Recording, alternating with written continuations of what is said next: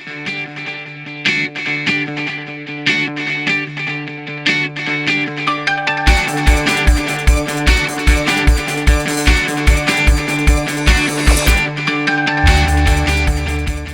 everybody, Adam here. So today I wanted to talk about the topic of how I built a successful blog, knowing literally nothing about blogging, making a lot of mistakes along the way, but still turning this into a profitable part-time business that has really paid off over the year. So I started my blog in 2012. It actually started off kind of as a New Year's resolution for 2012, which is really interesting to think about in retrospect, how much has changed over the past 9 years.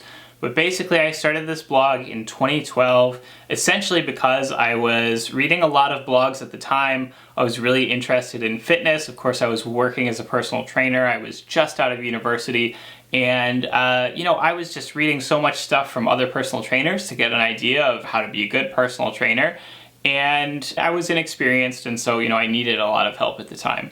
And I basically was talking to one of my clients about, I don't even know what it was about, but my client basically convinced me that I should start a blog.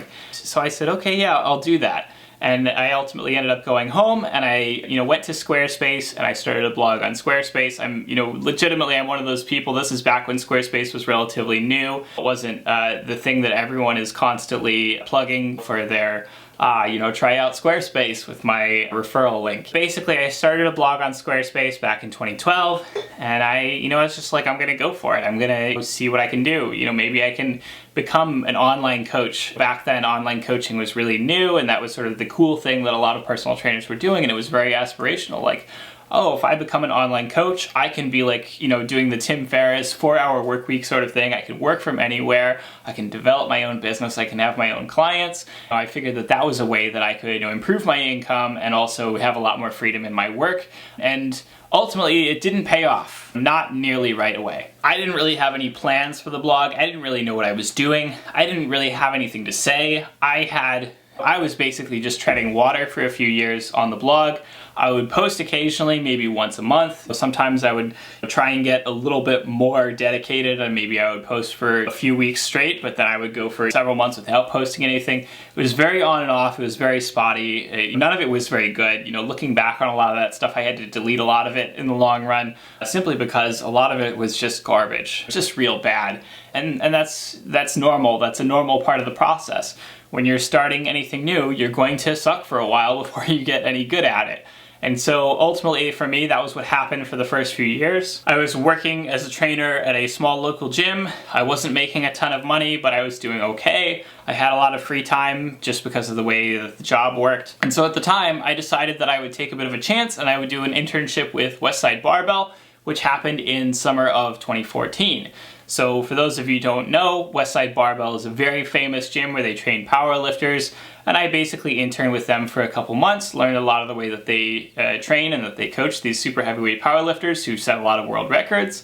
Then I came home. Ultimately, this was a bit of a rocky step in my career because I had basically quit my main job to go do this internship, thinking that maybe it would open a few doors, and it really didn't, at least not in the short term. So I came back from this internship and I was really struggling to find, consistent employment. I was really kind of grabbing at straws, trying to do literally anything that I could to pay my bills. I was starting to rack up debt on my credit card, just paying my bills off. And so I really struggled for basically about a whole year where I was really trying to find my feet. And I had maybe a few clients here and there doing online coaching, but it wasn't really much in the way of a serious amount of revenue. It was maybe, a couple $100 a month. And I was really struggling to find clients. I was really struggling to have any idea what I was doing. So again, it wasn't really going anywhere at the time. It wasn't until 2016, which is now 4 years later, that I really focused on developing my blog. And this is in part because at that point I had settled down to a position where I had decent employment. I had actually quit a very difficult, very labor-intensive job that basically required that I work long, exhausting hours. so that I could take on a job that was a bit easier and that gave me a lot more free time. Paid a bit less, but it gave me a lot more time to focus on developing my blog. And that was when I got really serious about it. So in 2016, basically, I was blogging every single week. I was trying to write stuff that I thought was interesting and new. I had now several years of experience knowing basically what to expect when it came to blogging. I had read a lot of the other stuff that other content creators were putting out. And I had a concept of what maybe wasn't being talked about as much, or what I thought was interesting that maybe other people had not really discussed or addressed at all. And so I just started really seriously blogging and just doing anything that I could. A lot of that stuff was still, again, turned out bad, but I was learning from my mistakes. I was trying to make better and better content, and I was just continually putting out as much stuff as I could, basically once a week. And basically, as a result, my business started to grow. It grew to the point where I was making about $1,000 a month, or about $1,000 to $1,500 a month, based on just my online clients alone. And that really supplemented the fact that I was taking essentially a minimum wage job, working at a gym, and not having a ton of responsibility because I was basically working at a desk and I had a lot of downtime. So initially moving to this gym job where I was being paid minimum wage, sitting at a desk all the time, was initially a pay cut, but as a result of developing my business, using that time to focus on my blog and so on, I really started to see that it really moved up. In 2016 as well, this is when my wife basically got offered a job in Denmark. And at the time, I was kind of like, okay, well, I've got my online business. It's making about $1,000, $1,500 a month. That's not a ton, but it's enough to pay bills. It's enough to basically stay afloat and pay off my student loans a little bit. And so it was like, okay, I will take the leap. I will focus on this full time and I will move with you to Denmark. And so we moved to Denmark, and I, from that point, focused on my blog full time. And again, at this point, I still didn't really know what I was doing for the most part. I would literally just make a post it on social media, share it, and then, every few months I might say, hey, I'm looking for online clients. Is anybody interested? As a result, my business grew pretty significantly. It got to the point where the first year that I did it full time, I made maybe $15,000, $20,000. But that basically doubled each year for the next few years because I just kept finding more and more clients and continuing to write more and basically just refining and improving on my experience and my processes all the time to continually make better and better posts, to continually make better and better service, for my clients and so on. I also at that point tried experimenting a lot. So I attempted with hiring a business coach. I tried to learn more about SEO. I got more into understanding how to manage social media. I started playing around with YouTube for the first time. This all happened around this point because I was just looking for ways to improve. I was just looking for new potential that I hadn't yet tapped. So this went really well for a couple of years. My blog grew pretty significantly. But around 2018, I started to get a little bit bored of it, and that's when I really focused on another passion project of mine, which was getting a job in the game industry. For those of you who know me, that is where I currently work for my day job. So ultimately, in 2018, I did find a day job working in the video game industry, and I have worked there ever since. It's been really rewarding, really interesting. I have learned a lot, but it has also, taught me a lot in terms of what I was doing wrong with my blog and how I could improve there as well. And despite the fact that I was posting twice a week in 2016 and 2017 to try and get as much attention on my blog as possible, to try and find as many readers as possible, it grew, but more interestingly, it grew a lot more in 2018, 2019, and 2020 when I was actually working on it a lot less. And that's because of the power of basically just compounding returns.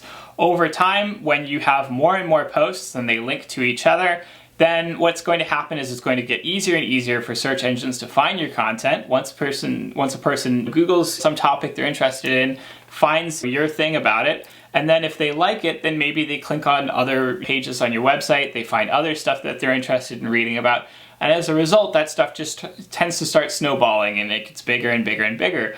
And so as a result, basically, I saw huge growth in 2019 and 2020, again, despite doing basically no real effort on developing the blog at all. As a result, it's now easier and easier to find clients. It used to be something where, I would put out a few different social media posts and I would get maybe one or two people who were interested.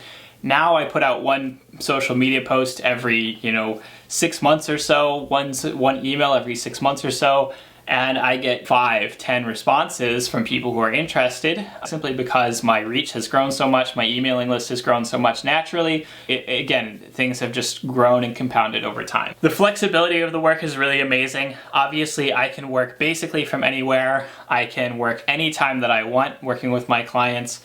And sort of the only limitation is how much I'm willing to work, how many hours I'm willing to put into it. I've continued to work with clients even though I now have a full-time day job working in the games industry, because I can largely focus on doing this work on the weekends. And it's difficult, but it's not impossible. It's not overwhelming. And I am able to continue to make pretty good money now, even though, of course, I'm working a full-time job. And I would say that my total income has fallen a little bit, and that's simply because I haven't been as aggressive at taking on clients. I haven't been really accepting new clients for large periods, simply because, again, I'm much more busy than I used to be, and of course I do have that day job as well. I also do just genuinely enjoy and appreciate the work. It's something where really, literally every single thing that I'm doing is something that I have chosen to do. No one's forcing me to do it. It's just like sort of I'll see something and I'll think, man, it would be a really cool thing to put on the site, or, oh, it would be a really interesting way to, sort of improve the readership. I'm constantly just kind of looking for ways to improve the website, and I can be proud of the fact that I am the one benefiting from this work, that I am the one who's doing it. I don't have a boss, no one's telling me to do anything. I am just doing the stuff that I enjoy, and as a result, I am finding people who like the work that I do and who basically are interested in coaching as a result. I never thought that I would be able to have a job like this, where I get to work for myself, where I get to basically do whatever I want, where I get to write all the time. When I was at university, I kind of wanted to be a writer, and initially I wanted to be a fiction writer. And it just turned out that, it wasn't really a pathway for me making money. It was ultimately just a passion thing. But the fact that I was able to turn this into something where I can blog and I can make money off of that, ultimately I am getting paid to write. Certainly I'm providing services, coaching, fitness coaching services to other people.